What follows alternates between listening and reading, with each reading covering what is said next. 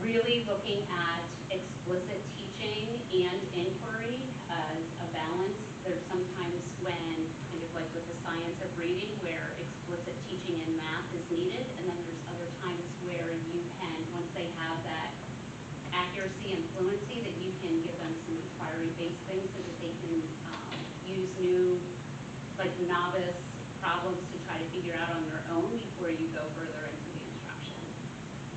Really working on math fluency. I know I've said this a couple of times now tonight, but really that small group differentiation and not just teaching to the middle of the whole class, but making sure we're getting every kid in the classroom.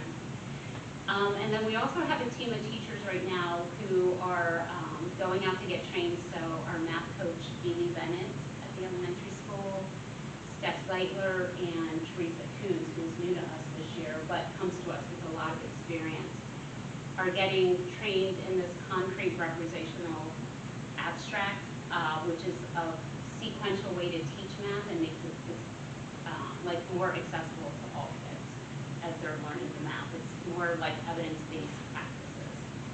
And then we continue on with our skills. So we have Brett Powell, Mr. Powell, who will continue to work with all of our team in the implementation and instruction of skills.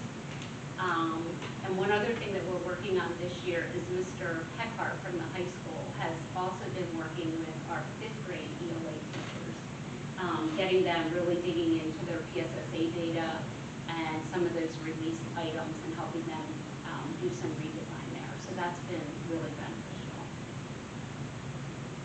And then the last thing that we are focused on this year is really the attendance and knowing that it impacts academics, making sure that we're looking at the trends.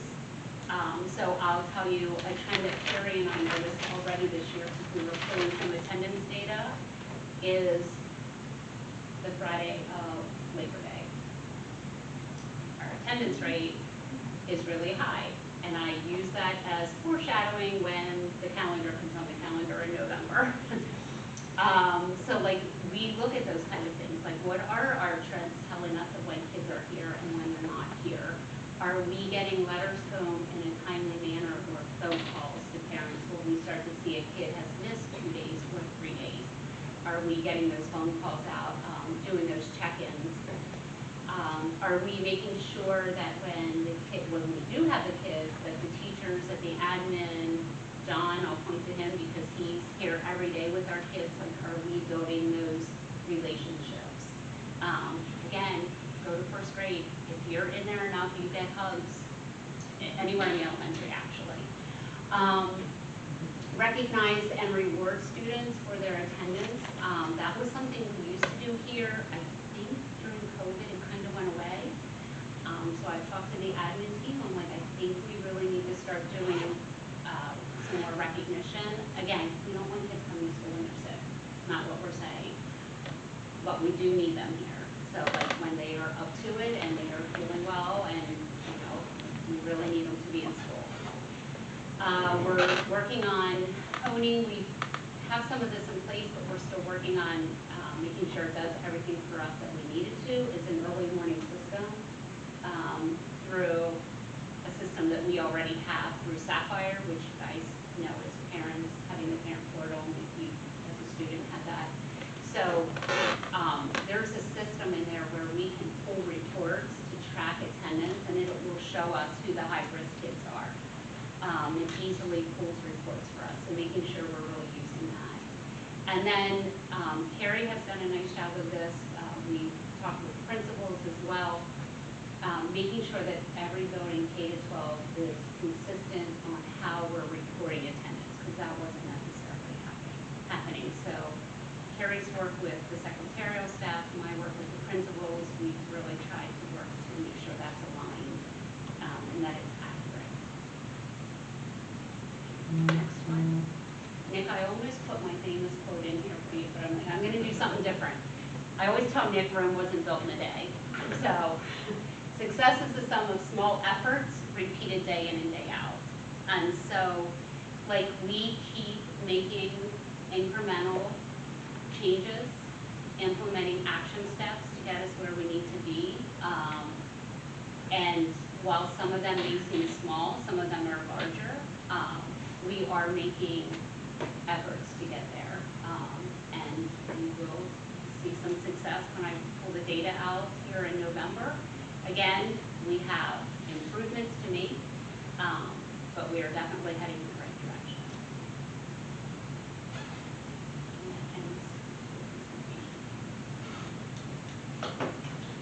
I said a lot.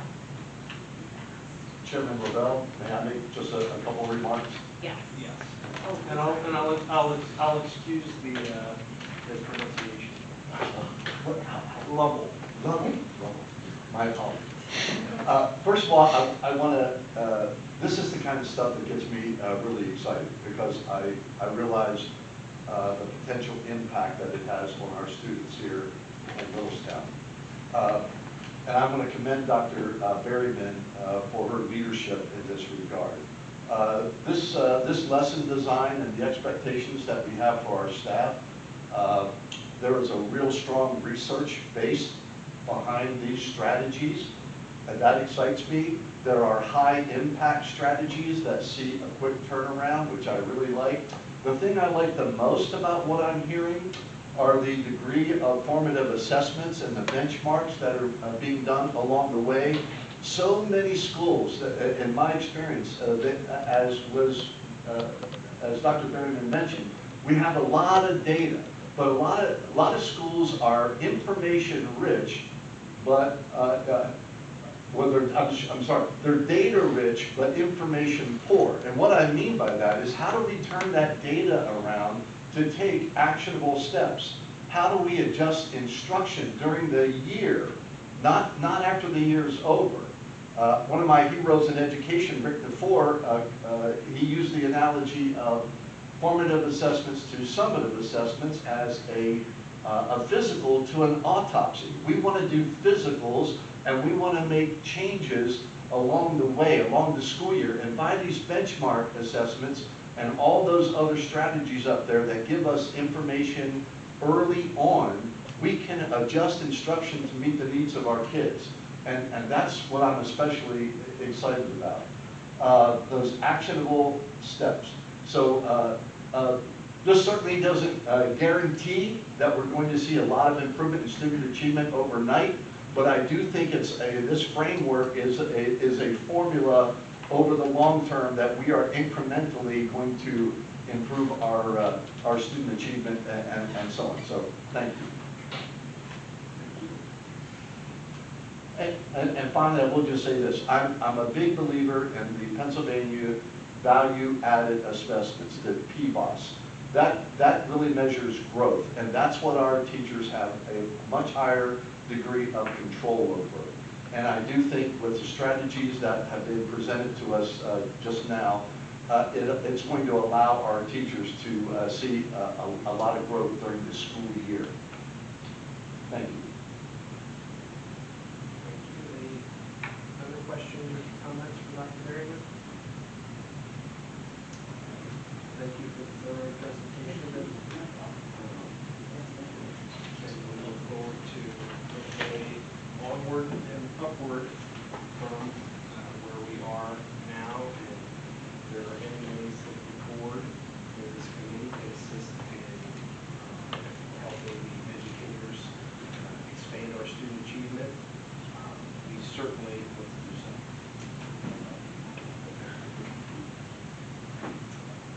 Policies. So, are we good to start with Yep. policies? Okay.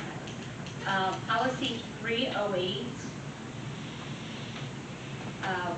So for all of these, we're looking at adopting the new PSBA language. And then, so for 308 specifically, there was a designation that we had to select, and it was regarding who can submit the resignation to the board president.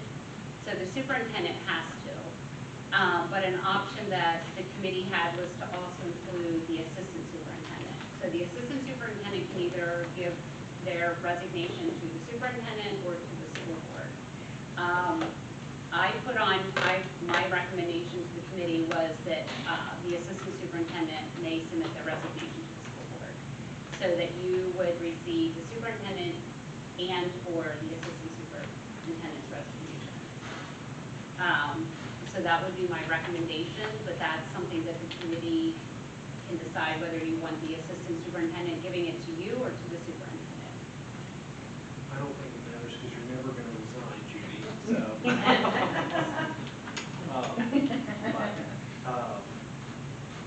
Is there any, Dr. Berryman, just a point of clarification, and I apologize if you or Carrie already answered this question. The regular font that's in here is something that is the PSBA traditional information. The bold is the changes that the legal counsel at PSBA would like to see happen. Yes. And then the color-coded one, like what's on page 2, is more of, that's us locally trying to make it fit what's happening at Littlestown. Does that make sense? Mm-hmm. Yep. Okay. Thank you. Any questions on 308? Policy 317, which is conduct and disciplinary procedures. Most of this is all but verbatim from our old policy. There was only a few new additions to that, and really just about how before somebody's dismissed that we do our due diligence and an investigation.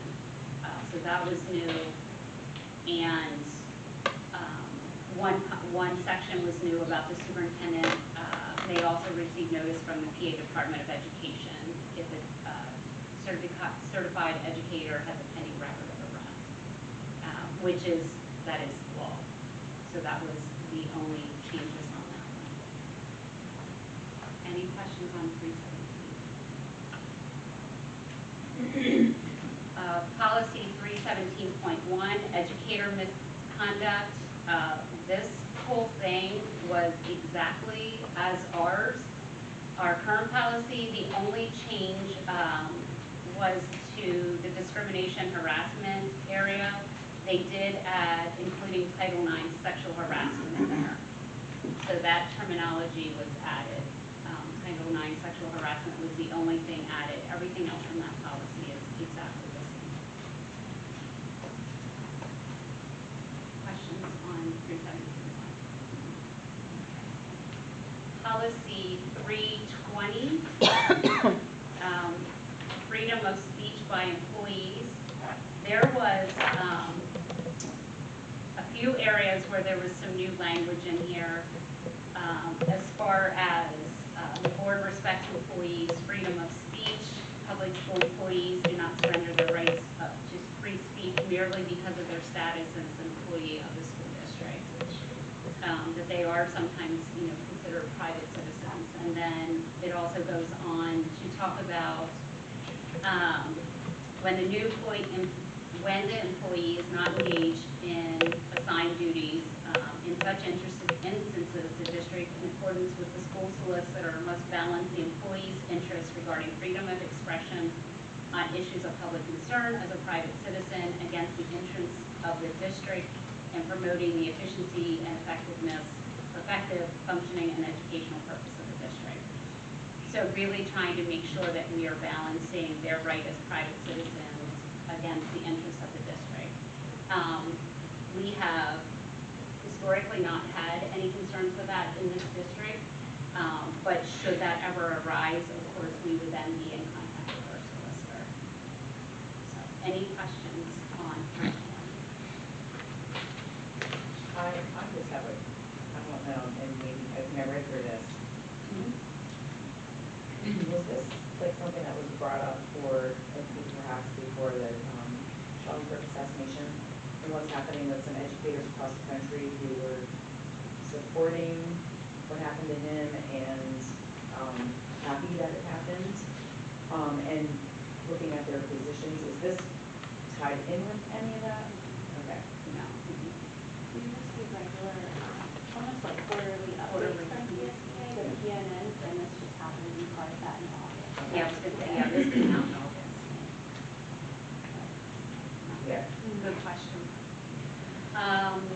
Policy 336 is personal necessity leave. This is actually the acceptance policy. And all we had to do was designate what we do here at Littlestown as far as following the administrative compensation plan, individual contracts, and collective bargaining agreement or board resolutions, and also that we follow our bereavement policies as far as our contracts. There really wasn't any changes to that. I would like to bring back 827. The committee had asked me to take this back to the solicitor, and I took it back through Saxon and Stump and heard from Lee Dalton, does a lot of the policy reviews down there. Her recommendation as far as nominal values, she did say like you can pick any number that you want, but she said a nice number that makes sense to a lot of school districts is to pick $249. And the reasoning for that is that anything $250 and above, you have to report on your ethics form that you fill out every year. So if you were to receive a gift that is $250 or more, you are by law required to already submit that on your ethics form that you fill out every year for a carry. So her recommendation, I shared this with Nick, you can pick any number you want. 249 was a nice number because if it's less than 249, if it's more than 249, you're reporting it to ethics. But that would be for this committee to consider the amount.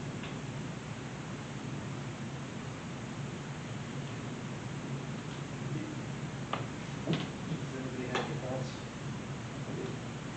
What was it, 4 or 5? It always said Just nominal.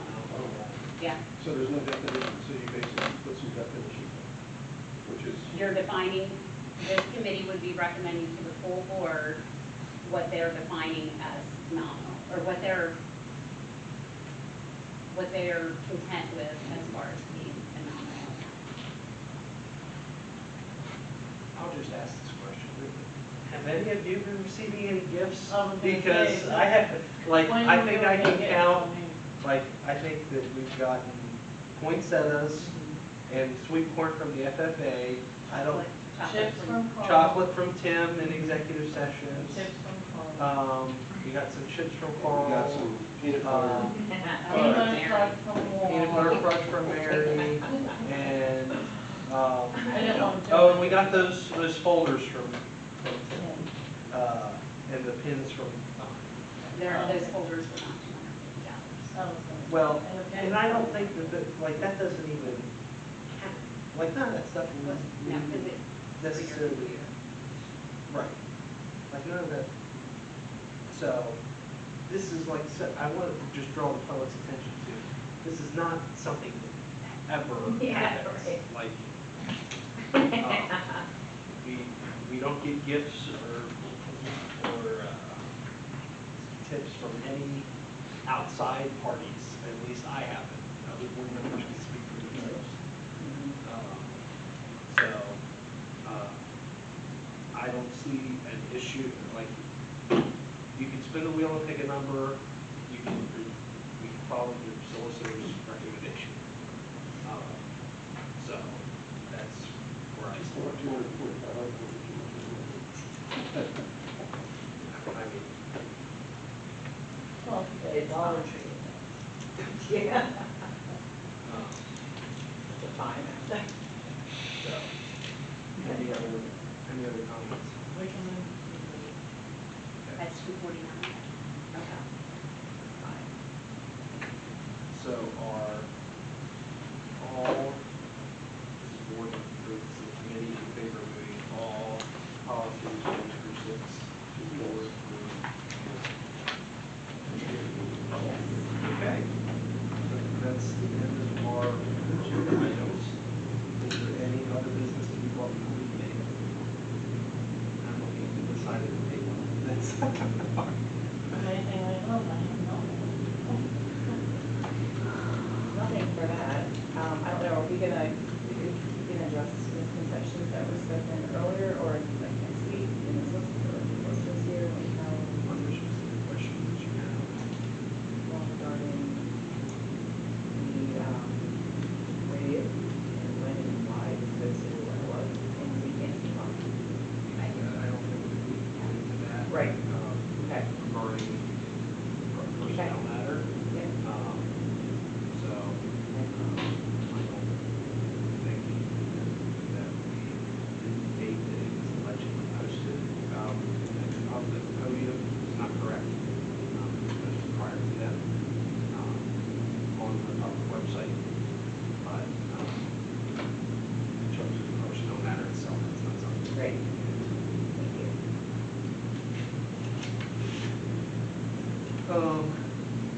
Any other business? Hearing none, can I have a motion to adjourn? Second. All in favor, signify by saying aye. Aye.